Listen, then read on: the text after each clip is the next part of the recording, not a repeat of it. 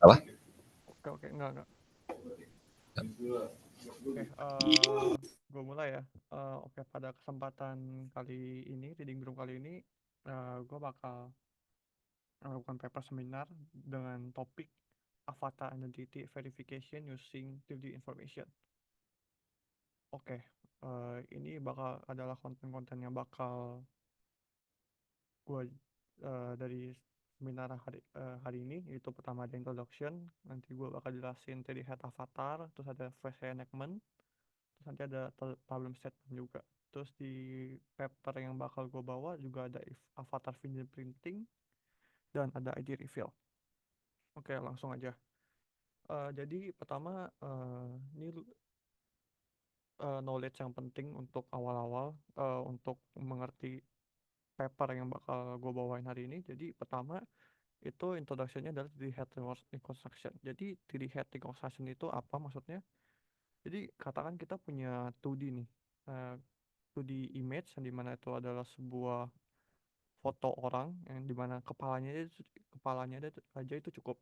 Nah, dari foto 2D image ini, orang ini itu bakal kita pengen 3D-nya itu gimana. Nah, itu basically dari 3D head reconstruction gimana dari dua dimensi bisa jadi 3D. Nah, yang perlu kita eh, kas, eh, yang perlu gue kasih tahu, jadi 3D head itu sebenarnya caranya ada banyak untuk merepresentasikan 3D dari dua dimensi itu ada banyak. Cuma yang bakal gue point out hari ini itu adalah salah satu metode namanya parametric model.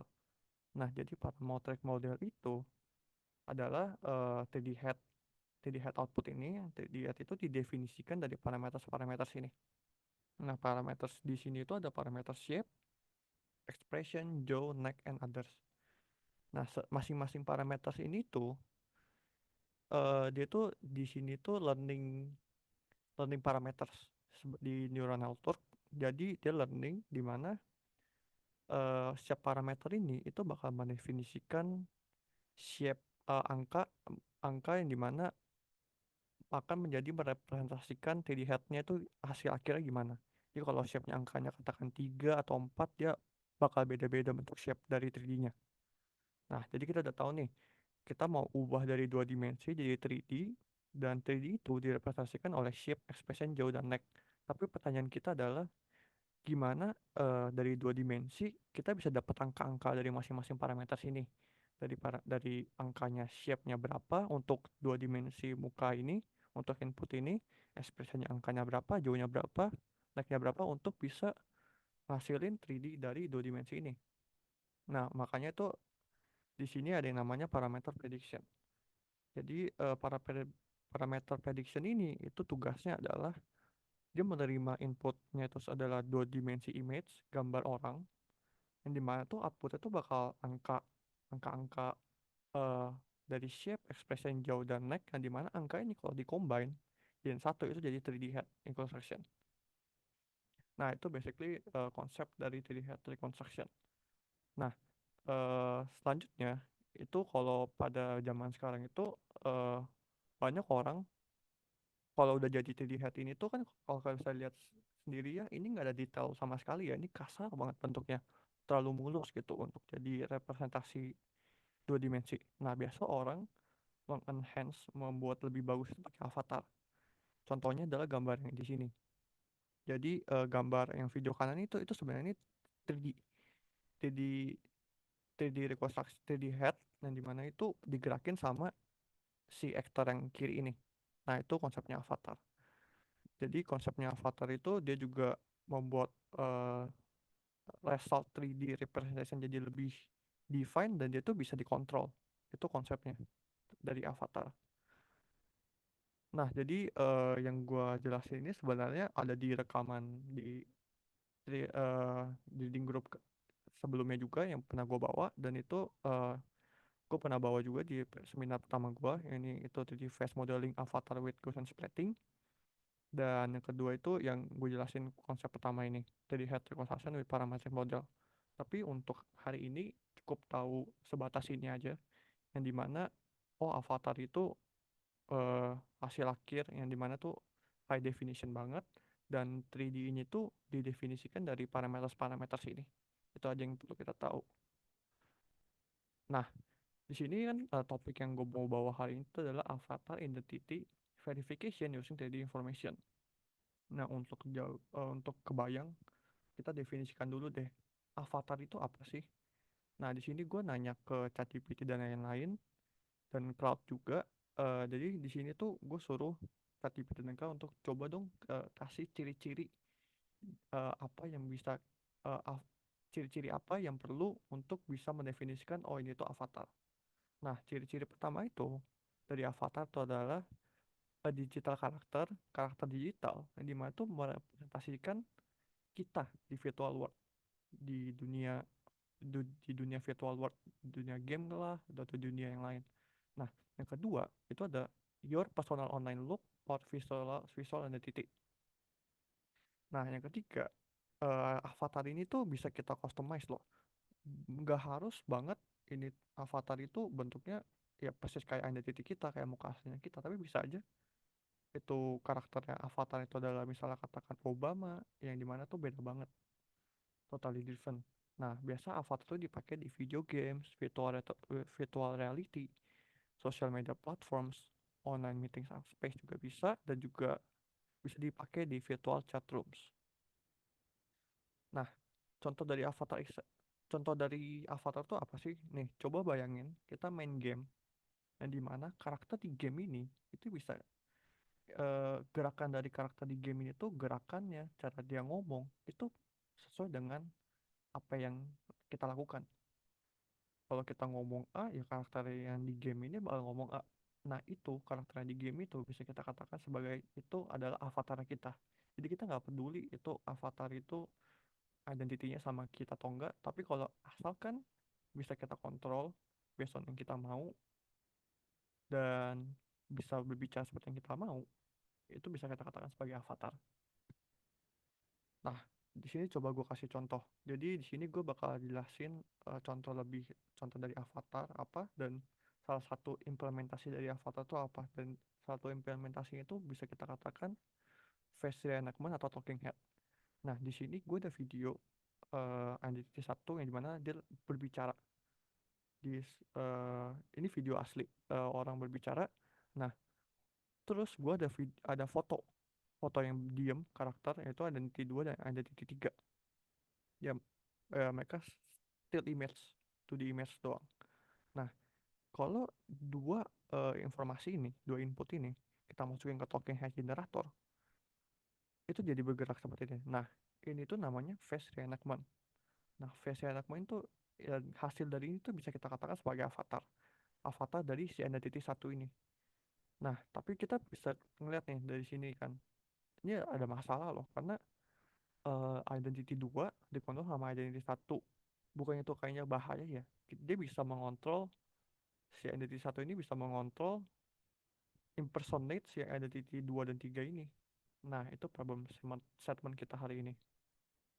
Jadi problem statement kita itu adalah eh, bahaya loh kalau karakter kita, avatar identity kita nih, tapi dikontrol sama orang lain. Jadi kita itu kesannya mengatakan sesuatu atau berbuat sesuatu, tapi sebenarnya itu kita nggak ngelakuin itu.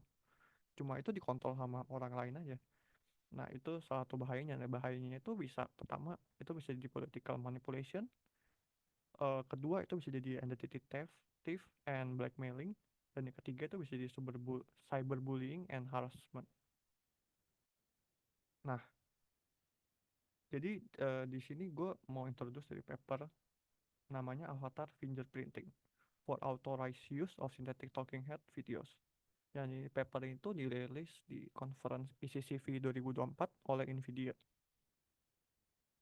Nah, ini sebenarnya konsepnya tuh mirip sama defect detection kalau kita tahu. Nah, defect detection itu katakan tugas dari defect detection itu adalah yaitu mengklasifikasi video ini itu real atau fake. Nah, tapi kalau avatar fingerprinting itu dia menanyakan hal yang berbeda. Kita udah tahu nih videonya tuh pasti fake. Tapi video fake ini bisa kita percaya atau enggak? apakah video fake ini tuh dikontrol oleh orang yang benar, yang sesuai dengan yang kita lihat. Katakan kita ngeliat video Obama, apakah yang ngontrolnya benar Obama atau jangan-jangan orang lain yang pengen menipu aja gitu. Nah, itu pertanyaan dari avatar fingerprinting. Nah, gue kasih contoh dikit. Jadi di sini eh, katakan kita ada video driving nih, video video asli yang bergerak dari identitiesnya satu, kepalanya doang. Nah, di sini ada video, ada foto, sorry, fotonya si identity satu juga, yang mana cuma diem. Nah, ini kita masukin nih ke talking head avatar generator. Terus jadi bergerak. Jadi si foto ini yang diem itu awalnya jadi bergerak sesuai dengan driving satu.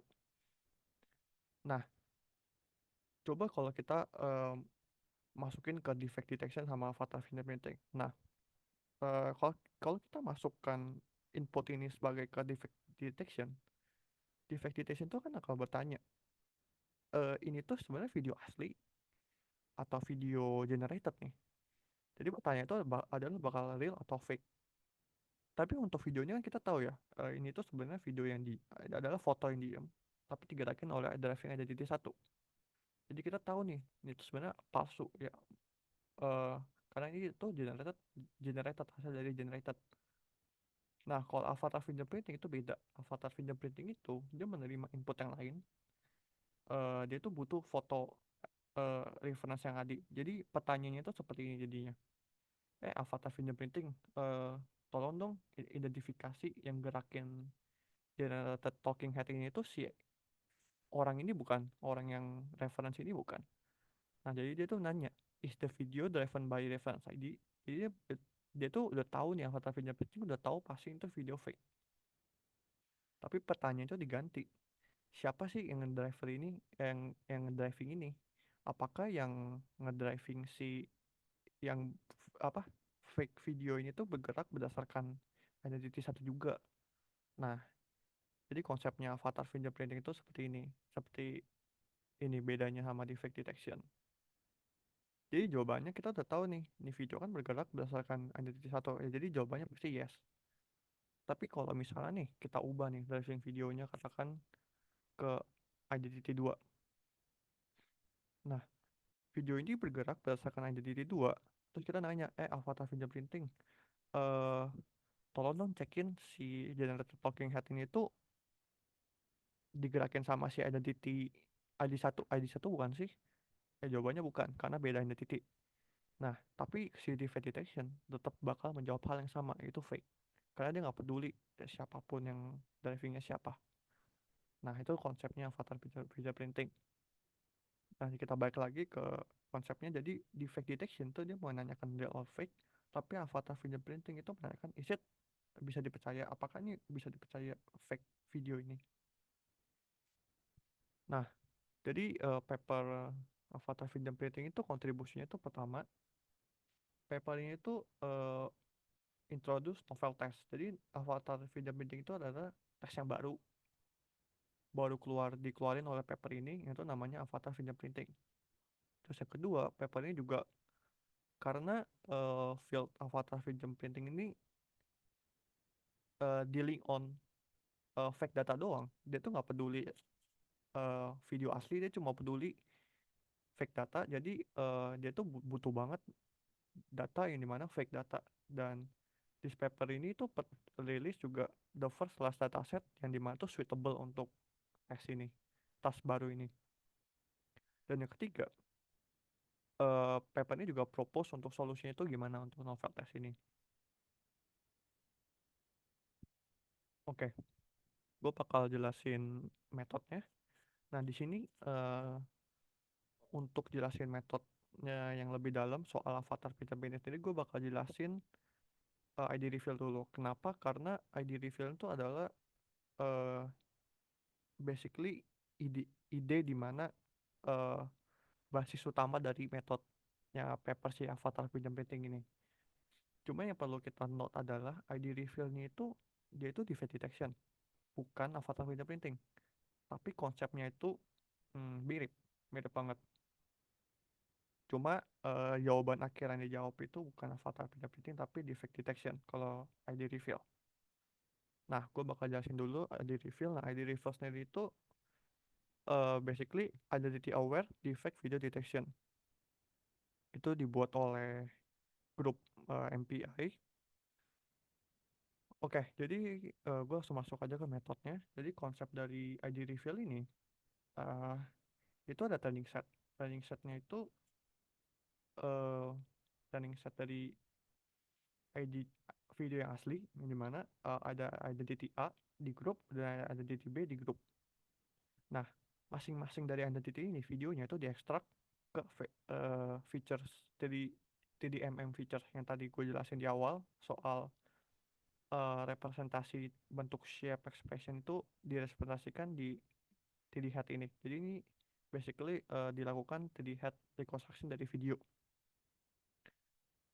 Nah, terus dari eh, parameter-parameter ini yang udah diproduce oleh suatu model itu kan embedding space ya, sebuah angka di embedding space. Nah, embedding space-nya di itu bakal dibuat yang si biru entity A ini, yang lingkaran biru ini, itu bakal dibuat sedekat mungkin. Kalau nah, yang beda sama si biru, yang mana biru sama kuning, itu bakal dibuat sejauh mungkin. Jadi konsepnya ini sebenarnya persis sama triplet loss, yang dimana dia ngebuat positive pair, dia pengen buat pair yang sama, pair yang identity yang sama itu sedekat mungkin dan dia pair yang berbeda sejauh mungkin. Itu konsep dari triplet loss. Nah, di sini trainingnya itu gimana? Pertama, itu ada identity A, videonya. Itu diekstrak. Terus dimasukin ke temporal ID network sebagai real data. Nah, nanti ini bakal training. Apakah ini A, terus dia bakal panis kalau salah, dan kalau benar ya dia bakal training terus pakai identity yang lain. Nah, tapi ada tambahan lagi di sini. Yaitu dimana pertama itu ada yang identity A terus dimasukin aja ke temporal ID network. ID network. Nah, temporal ID network di sini itu TD-CNN. Jadi basically CNN biasa, tapi dia meng mempertimbangkan informasi temporal. Informasi temporal itu adalah berarti dia mempertimbangkan frame sebelumnya dan frame setelahnya. Makanya namanya 3D CNN, temporal dynamic network. Beda sama CNN yang fokusnya itu cuma per frame, dia nggak peduli frame sebelumnya, frame setelahnya itu gimana. Dia cuma mau peduli terhadap frame tersebut aja. Nah, di sini tuh yang dipakai tuh 3D CNN. Nah, untuk yang bawah ini itu dia eh, sama pakai identity B. Di sini dia pakai generative network. Di sini dia memakai generative game. Nah, di mana dia tuh ngebuat si identity B itu looks like A, looks seperti identity A, di mana tuh jadi fake data. Nah, di sini si temporal data itu jadi learning juga. Itu jadi bisa mengidentifikasi data yang palsu mana mana data data yang asli itu mana. Nah, bedanya apa nih yang atas sama yang bawah? Nah, yang atas itu dia itu mempelajari appearance learning. Maksud dari appearance learning itu adalah dia itu mempelajari feature-feature shape.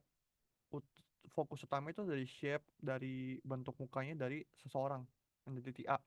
Dia bakal pelajarin shape-nya si dari A gimana, bentuk mukanya gimana, jidatnya gimana, posisi matanya di mana, itu dia bakal dipelajarin appearance learning-nya.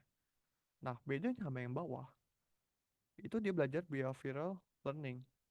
Maksudnya behavioral learning itu dia tuh mempelajari hmm, paper ini tuh punya hipotesis di mana oh senyum orang-orang itu pasti beda-beda. Katakan misalnya ada titik A, dia itu alisnya matanya itu ketutup total atau kita yang biasa sebut namanya eye smile. Jadi kalau dia senyum matanya ketutup. Tapi misalnya ada titik B senyum tapi matanya tetap kebuka. Nah, jadi dia tuh mempercayai behavioral itu tuh mempelajari itu. Dia tuh mempelajari kalau oh behavior orang-orang itu beda-beda. Kita tuh bisa loh identifikasi orang itu berdasarkan behavioral aja, gerakan mukanya gimana, ekspresinya itu gimana. Nah, Jadi yang atas itu adalah dia mempelajari appearance learning, yang di bawah itu dia belajar gerakan. Nah, jadi konsepnya itu gimana dia mempelajari gerakannya. Jadi dari yang atas ini dia tuh ambil shape-nya doang. Shape bentuk muka dari si entity A. Nah, dari entity B dia tuh ngambil expression dan pose mukanya. Nah, itu terus di-concat, digabung, dimasukin ke generated network. Jadi identity B yang looks like A. Yang dimana shape-nya itu shape-nya A, tapi gerakannya itu, behavioralnya itu gerakannya si B. Yang dimana itu gak boleh diidentifikasi sebagai A, karena itu adalah gerakannya identity B sebenarnya. Nah, jadi itu yang dipelajarin oleh behavioral learning di sini. Nah, di sini gue bakal jelasin loss-nya itu gimana, sistem loss-nya gimana. Jadi, pertama kita define dulu nih. Temporal ID network kita katakan itu adalah NT. Dan 3D MM Generative Network ini kita katakan sebagai NG. NG. Jadi, NT ini itu di, dari dua loss. Dibentuk dari dua loss. Itu adalah loss rect dan loss inverse. Nah, dan lossnya generative loss ini sendiri itu dibentuk dari loss adversarial dan loss cycle.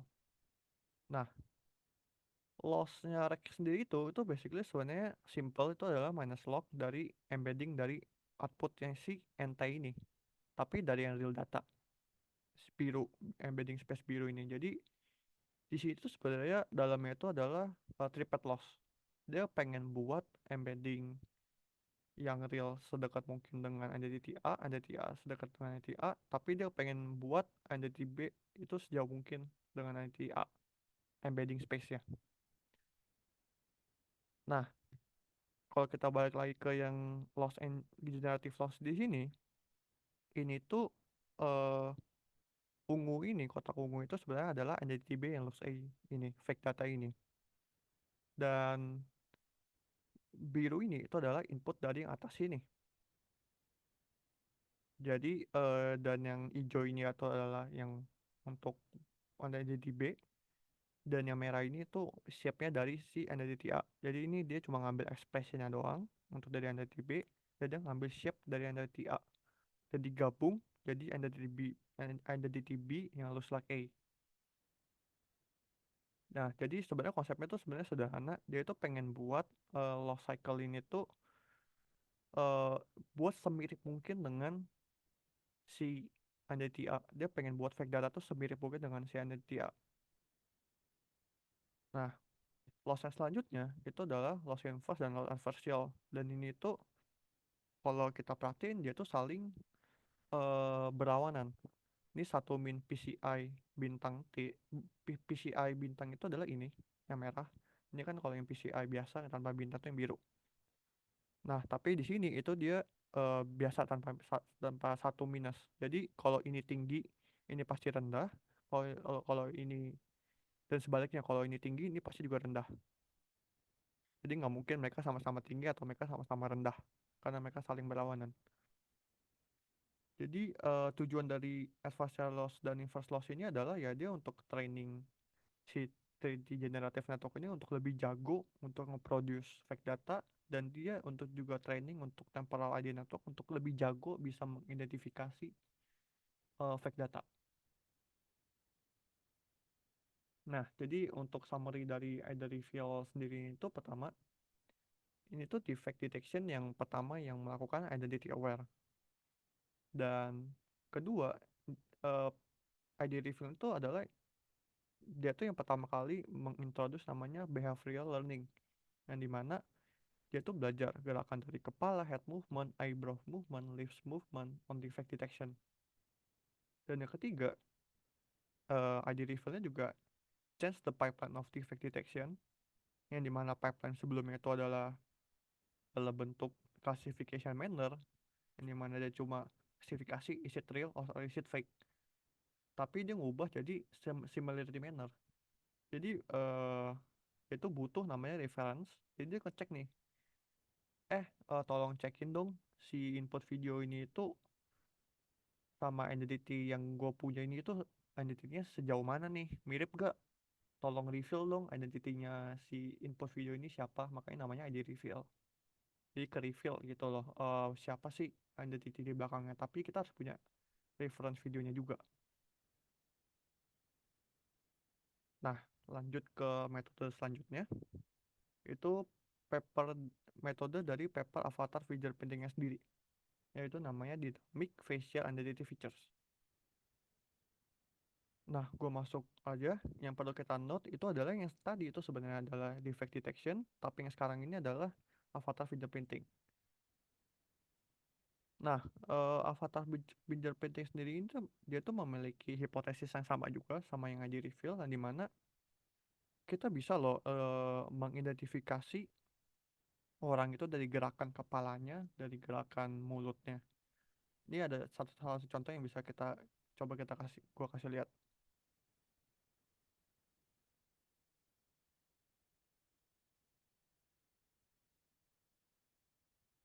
Nah, kita bisa lihat dari identity satu ini bicara, eh dia tuh kalau ngomong itu alisnya angkat dan gerakan kepalanya itu ada gitu. Nah, yang contoh selanjutnya itu adalah sebuah laki-laki yang dimana dia ngomong kalimat yang sama persis dengan apa yang dia katakan barusan, tapi dia itu minim banget gerakannya.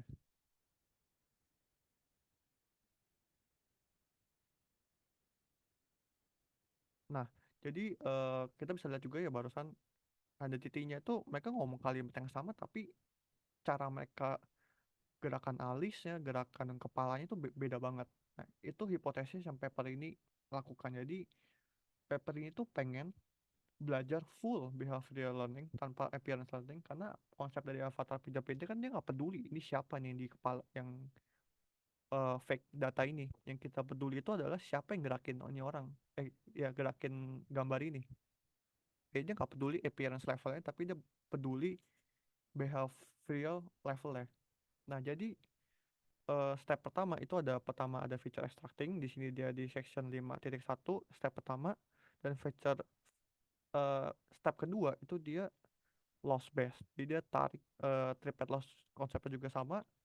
Yang sama dia pengen untuk tarik sedekat mungkin, pull together dan push away sejauh mungkin untuk yang identity berbeda. Nah, gue bakal jelasin lebih detail lagi. Nah, di sini feature extraction di step yang pertama, goalnya itu adalah capture unique motion dynamics dari graphic identity-nya from synthetic video. Jadi step pertama itu dia bakal lakukan landmark detection. Dia bakal bikin landmark detection untuk key point, untuk mata, untuk mulut, untuk hidung. Nah, dari hasil landmark detection ini, dia bakal melakukan pairwise distance. Pairwise distance itu basically dia tuh ngitung jarak. Katakan satu contoh pairwise distance-nya itu adalah mata kiri dan mata kanan. Jadi dia bakal ambil jaraknya itu berapa. Di sini dia pakai L2 distance. Jadi dia ngitung jaraknya ini tuh berapa-berapa. Nah, karena ini konsepnya juga temporal learning, jadi itu dia bakal ngeliat dalam satu klip itu biasa tuh isinya bisa beberapa frames. Itu gerakan mata kiri sama kanan kanan itu distance itu gimana gerakannya, jarak dari ke frame setelahnya itu juga gimana. Nah, itu tujuan untuk pairwise distance. Nah, untuk selanjutnya, kalau kita udah dapat pairwise distance nih, kita udah dapat nih jarak mata kiri sama mata kanan, jarak hidung sama jarak mata kanannya gimana, itu semuanya digabungin jadi satu di landmark distance di concave.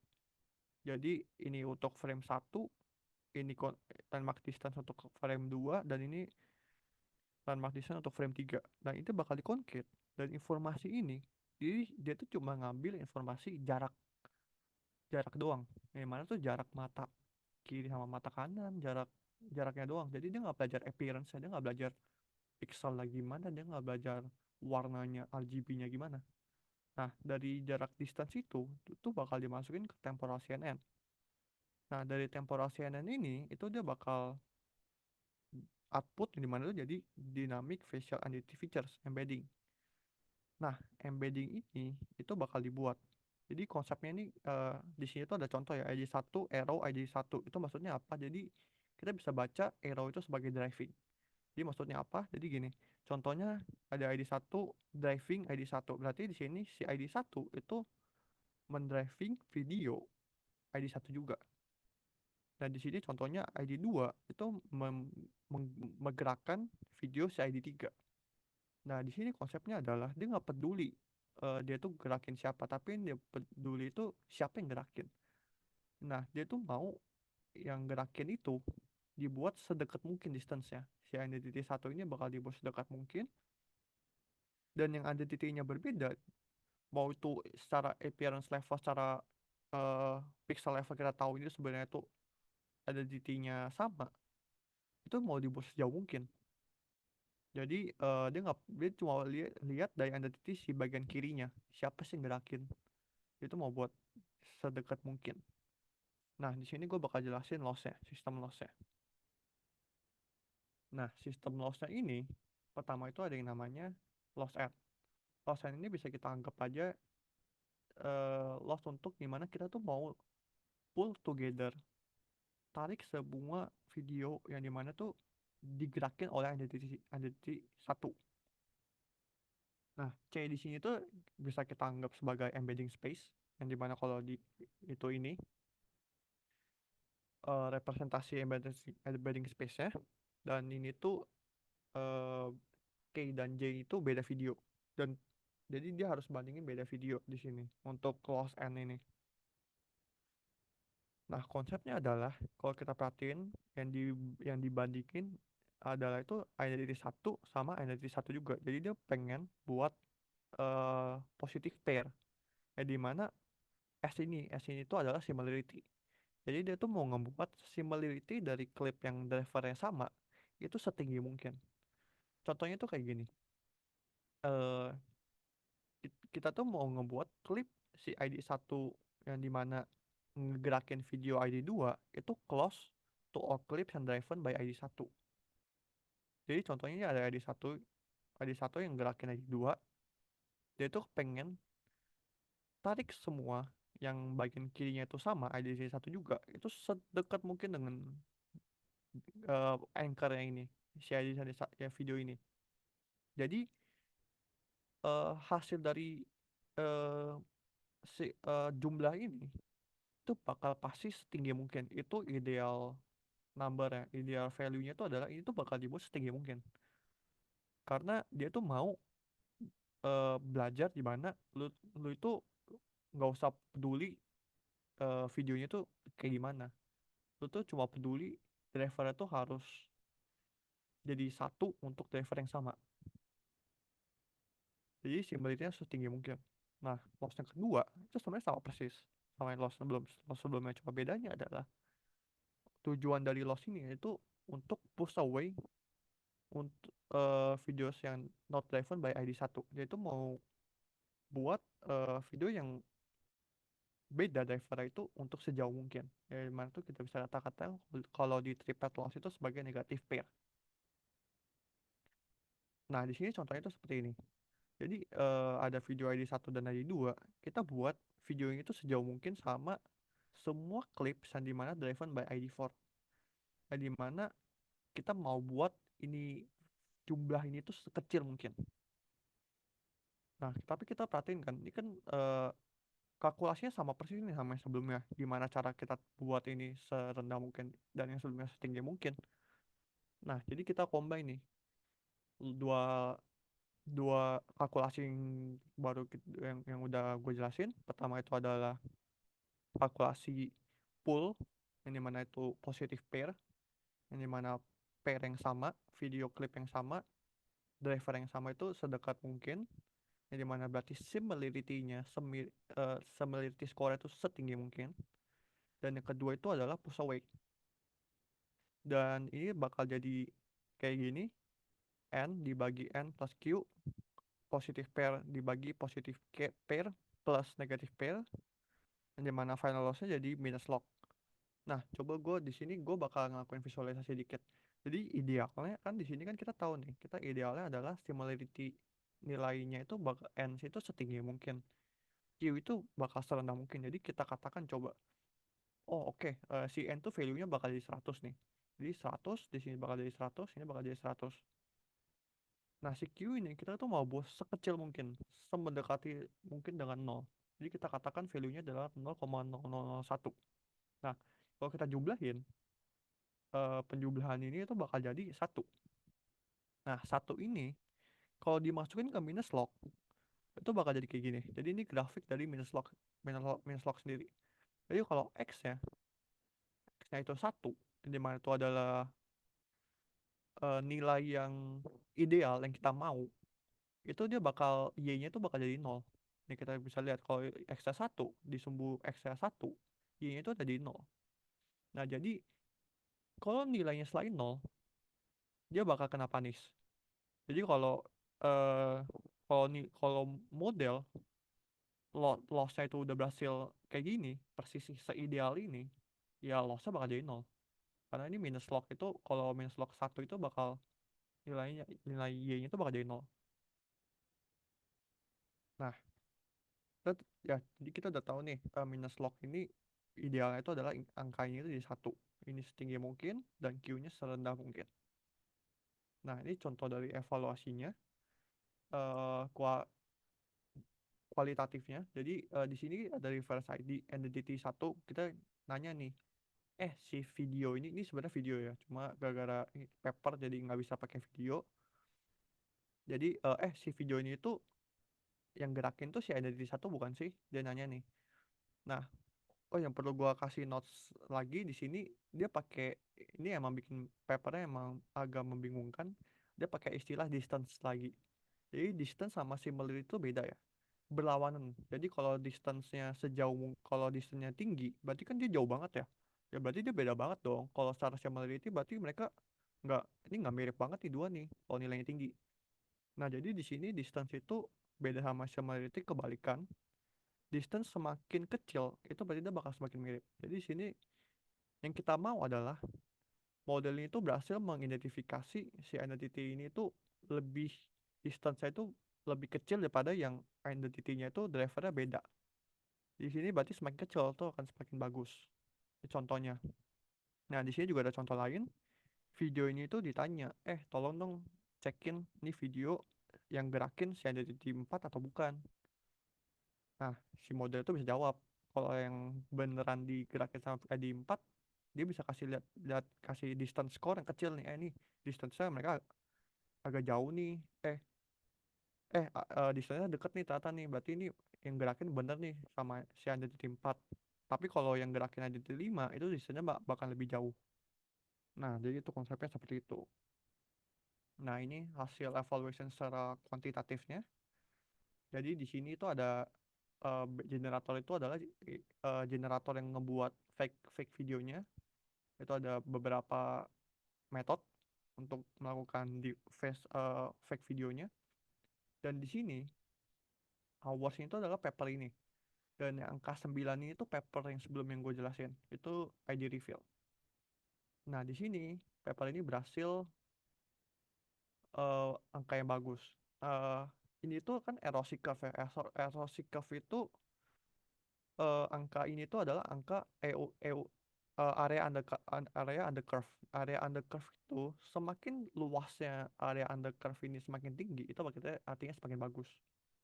Nah, jadi nilai itu semakin tinggi artinya semakin bagus. Kalau kita lihat gambar yang garis oranye ini, kan luas banget ya area under curve-nya, berarti dia lebih bagus daripada yang area under curve-nya lebih kecil. Nah, cara bacanya. Jadi di sini kita bisa lihat paper ini tuh dia berhasil melakukan eh, dari paper yang sebelumnya ID reveal, walaupun emang sebenarnya nggak apple to apple ya, karena paper sebelumnya tuh di tes yang berbeda dengan paper yang ini. Tapi ya mau gimana lagi, jadi setidaknya paper ini bisa melakukan komparasi. Nah, jadi konklusinya adalah eh konklusi dari paper ini tuh adalah paper ini tuh dia tuh nge-introduce baseline algorithm, di mana tuh a- baseline yang dimana untuk novel test baru ini, yang dimana dia tuh pakai temporal CNN dan contrast loss untuk to encode motion base. Jadi itu behavioral, cuma gerakan mukanya doang yang dipelajarin. Dan di sini dia juga establish a foundation for avatar fingerprinting sebagai baseline. Dan yang kedua, papernya juga introduce novel test yang dimana kita sebut yaitu namanya avatar fingerprinting. Dan yang kedua, dia tuh juga bisa nge-handle 7 cross-random scenario to ensure accountability in synthetic data. Dan dia juga ngebuat rilis benchmark dataset. Nah, dari gua begitu aja. Ada pertanyaan?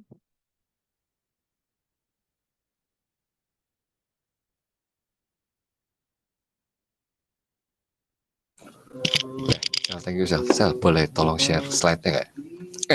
Terus Sel, gue sebenarnya ada pertanyaan Sel yang paper kedua dulu deh. Paper kedua nih lebih ini karena baru dijelasin jadi gue cukup tahu. Ini tuh lu training datanya ada banyak kan, ada beberapa identity. Let's say lu ada training pakai 100.000 identity. Nah, itu tuh kalau misalnya kita di luar identity yang dikasih, itu bisa atau enggak ya? Maksudnya apa? Cuma bisa white box itu, jadi data yang dipakai doang. Ini konsepnya mirip kayak face recognition sih kok. Jadi open set problem. Jadi gue belum pernah tes karena ini juga codingannya sebenarnya juga nggak ada ininya, nggak ada implementasinya, nggak public code-nya. Dan mungkin bisa bermasalah apa yang lo katakan karena konsepnya agak embedding space-nya kayaknya beda sama yang FR ya. Kalau FR kan face recognition kan bisa, tapi mungkin bisa jadi masalah. Tapi paper ini sih nggak mention ya soal masalah itu. Ini pertanyaan gue, dia eval itu based on, maksudnya oke, kita split data ya antara misalnya kita identity, kita training, kita ada 100.000 identity, kita 80.000 buat training, 20.000 yang unseen sebagai yang nggak dalam training data gitu. Enggak ya? Atau mereka bilang oke, kita training ini ya udah. Oh iya ya, dia ada split identity juga sih. Ada split identity, jadi Iya ya, ada unseen identity juga. unseen identity ada juga. Mm-mm. Itu ini yang lu tampilin di slide 68 itu yang unseen basically. 68 bentar. Slide apa tuh yang evaluation? Oh ya, Ini unseen nih. ini unseen. Kayaknya semuanya harusnya unseen sih evaluation-nya. Itu harus gue pastiin sih. Tapi kayak harusnya unseen sih kok. Gue nggak ngerti. Mereka konsepnya kan pakai motion ya. Maksudnya mereka nggak ada image sama sekali di sini. Yang gue bingung adalah mereka yakin dari mana maksudnya perubahan. Pakai distance, ya cuma lu basically cuma perubahan itunya doang kan. Motion ya berubah antara bisa identitas yang sama, dia gerakin kepala aja. Berarti kan lu cuma perubahan itu doang kan. Yang lu hitung kayak itu jadi fitur ya kan. Terus lu training itu, jadi kalau identity satu, lu punya data misalnya saya identity satu, dia kalau digerakin sama identity satu perubahannya sekian sekian sekian sekian. Terus kalau misalnya identity 2 sama identity 2 sekian sekian sekian sekian, kalau identity 2 ke identity 1 berarti itu based on structure dong. Iya. Jadi ya paper ini kan kalau dia ngangkat konsep behavioral itu juga dari paper sebelumnya kan si ini. Dan ya paper ini Ya. berhasil ngebuat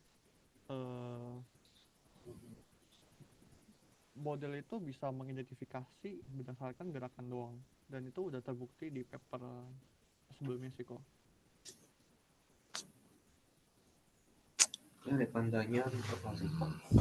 Oke. Tapi ini gue sadar satu kondisi deh. Kalau pakai rumus yang cara yang kedua ya, itu lu berarti itu lu harus punya asumsi bahwa kamera itu tidak bergerak dong. Kalau nggak lu Ya, berubah semua, rungkat dong. Benar gak gue? iya. Ya, Oh, asumsinya emang harus karena fake video kan semuanya pasti kameranya diem kok karena kan still image. drivingnya enggak dong? Di sini Driving lu, di sini dataset training itu cuma fake data semua. Jadi cuma yang mereka bedain itu cuma self reenactment atau cross reenactment. oh, lah tapi reenactment itu juga nggak sepenuhnya, maksudnya nggak selalu. Oh sorry, oke, gue ganti deh, jangan kamera ya. Oke, let's say keep sama. Maksudnya orang yang geraknya kayak gini. Kalau itu kan dia tadi begini. Ngerti gak lo yang bergeraknya lumayan ada lumayan bergeraknya lumayan besar gitu. Eh, Itu apakah datanya memang dia spesifik, oke ini pergerakannya kecil kayak lu ya avatar, basic avatar yang pergerakannya terbatas. Atau dia bisa yang jauh set. Itu ada harusnya lu. nggak bermasalah sih kok, karena kan dia dia bakal tarik distance antara si ini doang kok, distance mata ke mata. Jadi kalau dia geraknya agak heboh, tapi kan mata ke matanya jaraknya tetap sama dong. Oh, oke, gue paham. Ini tuh basically apa namanya? Dia cuma pakai yang 5 core landmark itu ya, facial Enggak, detection ya mata. ini sebenarnya ada banyak, ada 128. Cuma ini Hah? untuk visualisasi doang. Lo berarti dia dihitung semuanya dong, nggak cuma mata dong. Nggak Iya, fair iya. lah. Lo kalau bisa lu zoom in, zoom out, itu kan jauh beda. Lu punya lokasi juga. Let's say lu identity yang sama. Lu berada di identity yang sama. Gue punya begini set. Ini tuh di landmark kan, buat di landmark kan. Iya ya. Beda dong kamera lu sih, gua maju set, lo kan lebih gede, lu mundur lagi set jauh. While lu same person.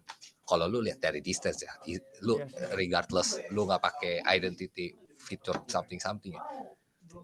Maybe Eh makes iya sense. sih sebenarnya agak make sense sih. Cuma mungkin yang dia pelajarin itu bukan distance actual distance, karena kan pasti kan distance itu bakal dinormalisasi.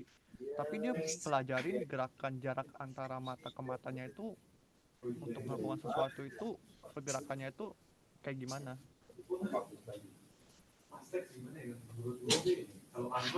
Even though di normalize, tapi kalau misalnya ke zoom kan tetap gede. Kan zoom kan itu lu kali value-nya. Pakai Eh maksud gua ada jarak ya, tetap ada jarak ya. ada depth in depth scale-nya jadi. Iya, scale kan mainnya ke scale kan. Scale itu kan perkalian ya. Lu mau gimana pun tetap lu ikut kecil itu lebih kecil gitu. Maksud gua itu apakah atau mereka memang udah step gitu loh. Maksudnya oke. Apa di gua baru pertama kali sebenarnya avatar fingerprint ini baru buat gua juga shock ya. Wih, ada ya kayak gitu waktu gua baca lu punya. Oh, menarik juga ada seperti ini. Nah, mereka itu memang mengasumsikan oke, avatar tuh seperti ini. Berarti kan use case-nya mereka memang kita start dari use case kecil dulu gitu. Kita nggak consider sesuatu yang lu ada pergerakannya lebih wide, pergerakannya lebih banyak gitu. Oke, zoom itu kan bisa jadi lebih, maksudnya problem nggak ekstrim pose sih, cuma pose-nya lebih banyak lah. Itu kan lebih real case ya gak? Lu kan nggak mungkin dia begini terus. Saya lu ada maju itu set. Apakah mereka di paper di field ini mereka udah bicarain gitu? Apakah ada yang Arkaras itu atau apakah lu ketemu juga hal gitu, apa ada yang udah pernah tes?